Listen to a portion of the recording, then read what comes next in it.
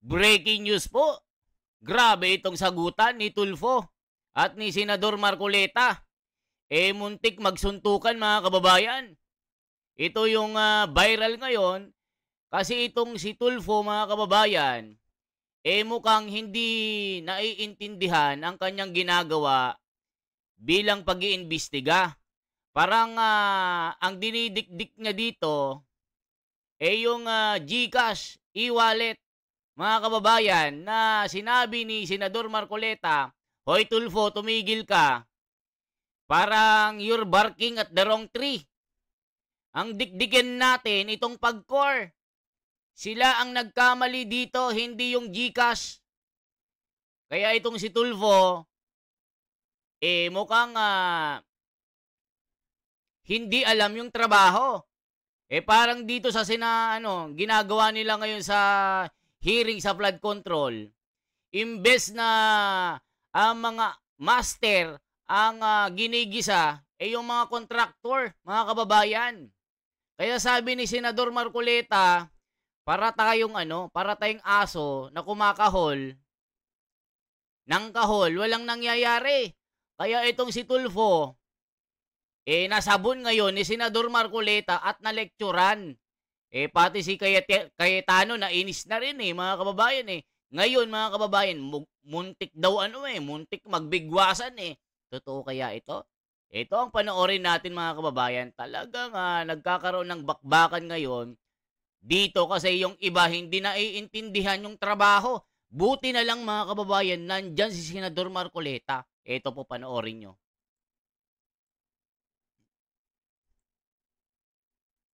Answer, yes or no? Pinayagan nyo ba? Sandali po, hindi pa nasasagot muna yung tanong ko Ay, kayo muna magut sa tanong ko. Kayo po ba ay game developer? Kayo enabler, promoter, and marketer ng online games?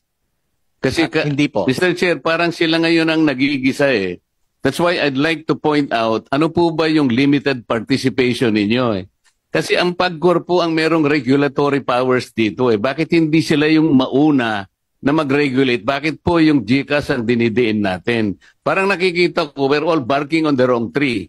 I just made a suggestion this morning, but I did not expect na sila yung gigisahin natin. Hindi po sila yung operator Alam niyo mga kababayan, may point itong si Senador Marcoleta.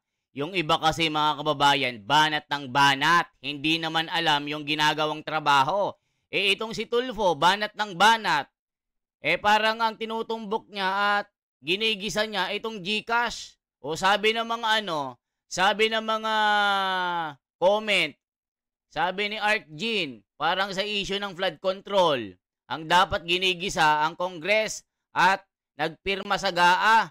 Bakit sa contractor lahat sinisisi? Tama si Art Jean sabi ni Dennis Lim, ang lakas mo Senador Marcoleta, hanga ang taong bayan sa'yo. Alam niyo mga kababayan, buti na lang, merong isang abogado na gaya ni Senador Marcoleta na nakakaintindi ng kanyang trabaho. Pero itong mga Tulfo na ito, naku po mga kababayan, magagaling lang ito sa mga chismisan, sa away ng pamilya, sa mga away ng mga vlogger, yung nakikisawsaw. Magaling lang ang mga ito pagka may mga video. Yung mag-aabot sila ng bigas-bigas, mga tulong, kunwari. Pero yung mga totoong mga problema ng bayan, lalong-lalo na ngayon na nasa posisyon sila, anong ginagawa nila mga kababayan? Wala po.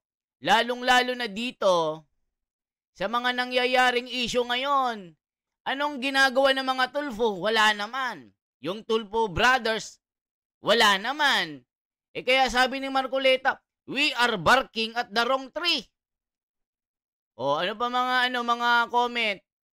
Hindi ako nagkamali na binoto kita, Senador Marcoleta. Tignan nyo mga kababayan.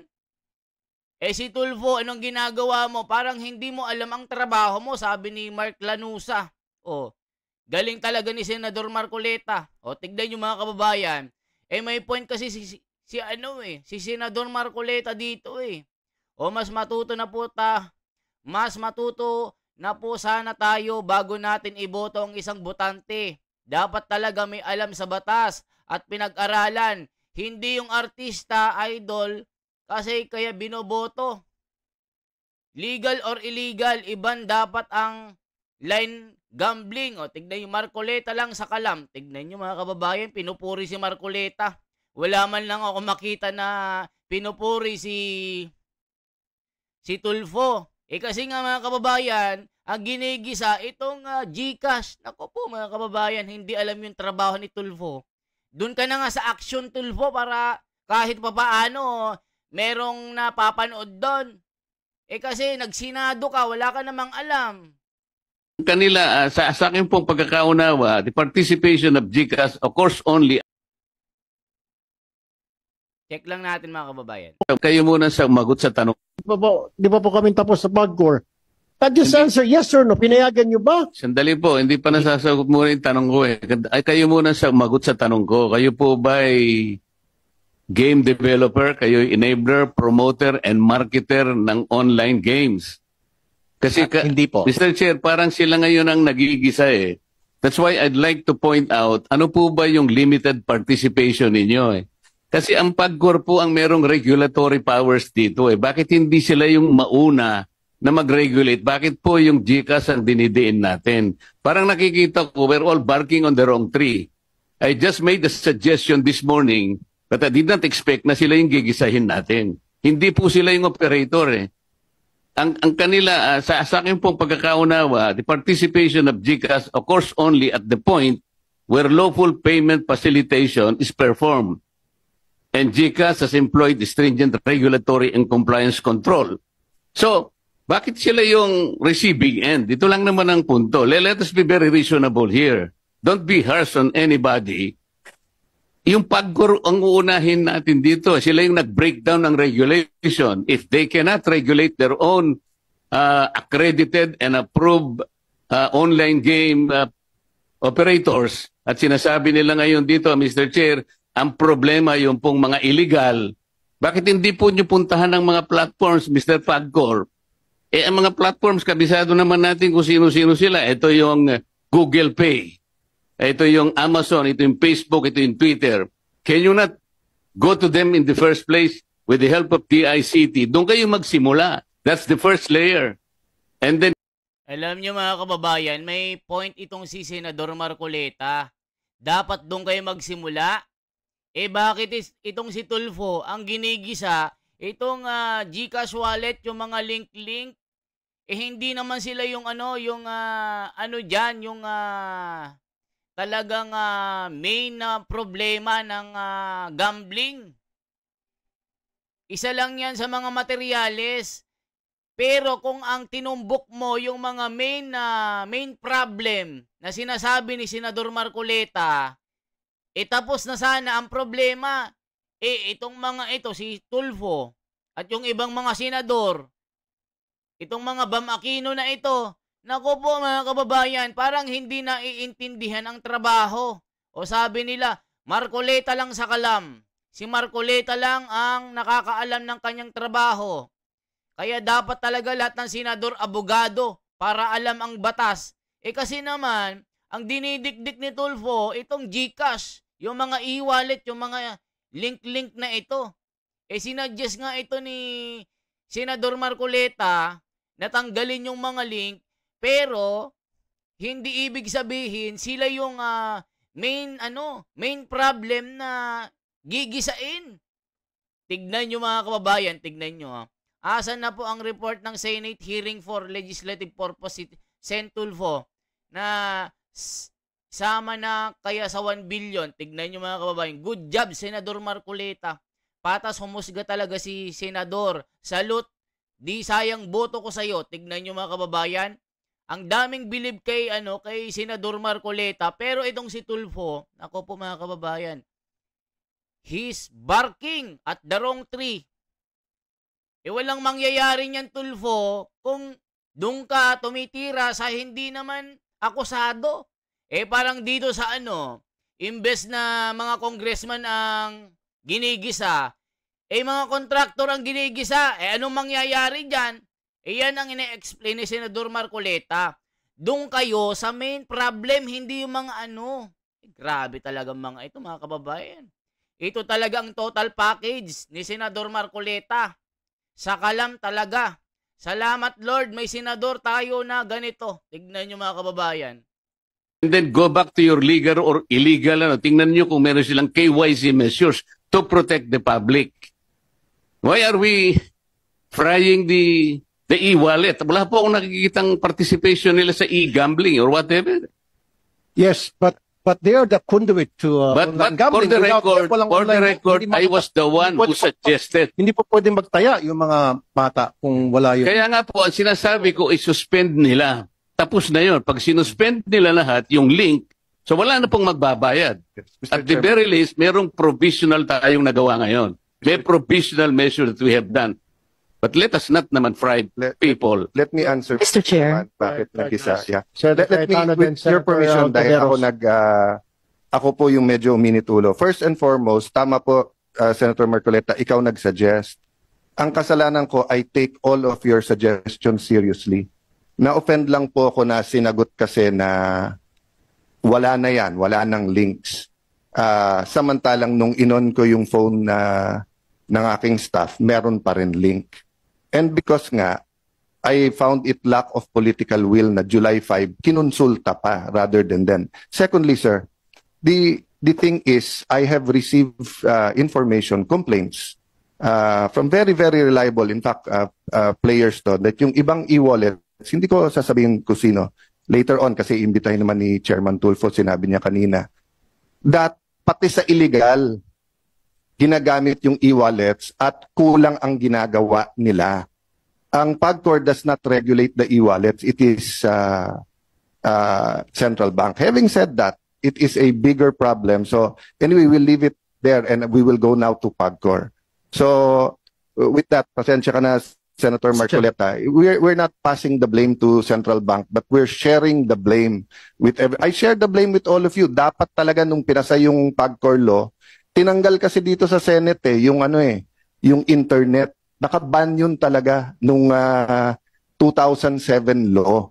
'Di ba? Kaya hindi ko masisi si Chairman Al kasi wala sa batas ngayon na bawal ang internet. Nilalagay namin ni Joy. O mga kababayan, 'di ba? May puntos dito si Senador Marcoleta. We are barking at the wrong tree. O ngayon, nakakita kayo ngayon ng tunay na senador na may alam, hindi yung mga senador lang dahil sumikat. Nag-action lang, tumulong-tulong lang sa tao pero yung totoong trabaho hindi naman alam. Grabe mga kababayan, si Senador Marcoleta, sabi ni Daday Ablay, may wisdom si Senador Marcoleta. Tanungin nyo na lang kung kumusta na yung investigasyon ni Tulfo sa PCSO. Walang nangyayari puro pasikat ito Sabi ni Chinita Joy, very good Senador Marcoleta. Naway gabayang ka lagi. Naway gabayang ka lagi ng ama sa mabuti mong hangarin. Sabi ni Virgie Venezuela, hindi po kami nagkamali ng boto sa iyo, Senador Marcoleta. Itong si Tulfo sablay lagi. Walang nangyayari sa kanyang investigasyon. Yan ang sabi, mga kababayan. Tama, bakit GCash ang sinisisi? Tignan nyo mga kababayan. Matalino talaga si Senador Marcoleta. Si Kuya. Tama naman, ano naman kinalaman ng GCash? Tignan nyo mga kababayan. Ginigisa si GCash, wala namang kinalaman. Sabi ni Rachel Albano, wala talaga ako pagsisisi at di nagkamali sa binoto ko kay Marcoleta. Salamat na lang at andyan si Senador Marcoleta. Kung hindi, kawawa talaga ang GCash at saka makuha yung mga perang nawala. O, tignan nyo mga kababayan. Correct si Marcoleta, sabi ni Wendy. Sabi ni Potpot, ba't hilig nila sa yes or no? Pati pala si Senate, may just answer yes or no. Akala ko sa Congress lang yon. Marie Yonson, tama sir, hindi naman sinayang ang boto namin sa'yo, idol kita Marcoleta. Si Tulfo, walang alam, puro ngak-ngak, walang nangyayari sa investigasyon niya. Puro daldal at pasikat, grabe naman si Artemio. Very calm way, salute. O, tignan nyo si Marcoleta, ang pinupuri dito mga kababayan. Kasi naman, nakakabwisit Dinidikdik itong GCash, wala namang kinalaman. O, gaya dito. Buti na lang, nilinaw ni Senador Marcoleta dito sa investigasyon na ito. Mga kababayan, isama ang mga congressman. Mga sama-sama yan, kontraktor lang ang ginigisa eh. Wala akong makitang congressman eh. Yung mga kontraktor na congressman, wala eh. O, sinasabi ni Senador Marcoleta, tumbukin ang mga dapat tumbukin, hindi mga alalay lang, yung mga bodyguard. Eh, baka dami account lang ang mga yan. O mga kababayan, anong masasabi nyo? Mag-comment po kayo kasi talagang matinding usapin ito. Dito sa mga corruption ng mga buhayang ito. Mga kababayan, turo ng turo. Gusto nilang ma-impeach si Sara Duterte. Dahil corrupt daw, nang lulustay daw ng milyon. Hindi napatunayan sa COA, ligtas siya doon. Walang anomalya. Maliwanag at malinis ang kanyang financial statement. Sa Korte Suprema, nakalusot din. Labag sa saligang batas ang pagkaso sa kanya. Binasura. Sa Senado, inarchive ito. Immediately executory. Ngayon, dito sa usapin ng mga korap, nasangkot ang mga buhaya na pinalakpakan nilang sarili nila. Nagpalakpakan sila nung sinabi ni Bongbong Marcos sa Pangulo na mahiya naman kayo, palakpakan yung mga buhaya, pangisi-ngisi na parang aso. Buhaya na aso pa. O ngayon, buti na lang, si Senador Marcoleta ang naging Blue Ribbon Committee na chairman. Kaya wala kayong lusot kay Senador eh. Nakakagigil kayo eh. Kaya mga kababayan, anong masasabi nyo dito? I-comment nyo po ang inyong mga komento. Mahalaga po na makita po ang inyong mga reaction at mga opinion dito. Makisama po tayo sa usaping ito, mga kababayan, para makita nyo ang tunay na mga gawain ng mga politiko na nasa gobyerno ngayon, na iilan na lang yung mga matitino, na gaya ni Senador Marcoleta at kanyang mga kasamahan. Eh yung karamihan na puro buhaya na, mga kababayan. Kaya po, hinihikayat ko po kayo na makisama sa usaping ito. Para po yung mga comment nyo ay mahahalaga po ito, para po ito po yung magiging rekomendasyon ng mga Senado or dito sa Senate hearing, para makita po ni Senador Marcoleta ang mga opinion nyo. Kasi si Senador Marcoleta nanonood ng vlog ko. O Senador Marcoleta, sana po inihiling po ng mga viewers natin na ipatawag po ang mga congressman na mga kontraktor dito sa flood control, pati yung mga DPWH sa matataas. Wag lang yung mga alalay, wag lang yung mga dami account, wag lang yung mga fake na mga contractors na pinaglalalagay ng mga congressman na ito, pinaglalalagay ng mga master na ito. Ang ilagay dyan, sila mismo yung mga bossing. Kaya yari kayo kay Senador Marcoleta. May isang salita, may paninindigan, may tapang, at walang kinikilingan ito. Kaibigan ka man, o kamag-anak ka man, o sino ka man. Kahit pangulo man yan, basta nakitaan ng paglabag, makukulong at magigisa at mapaparusahan ng pantay na pagtingin ng batas. Yan po. Yan lamang po ang aking maibibigay sa inyo, mga kababayan. Maraming salamat po. Paki-like, paki-share at pa-subscribe. At mag-join button na rin po kayo sa ating community. Mga kababayan, ako si The Wonders Philippines, ang inyong lingkod na lagi nagbabalita sa mga issue ng lipunan. Lalong-lalo na po dito sa usapin ng mga korupsyon sa flood control at iba pa. Maraming salamat po. Mabuhay mga Pilipino.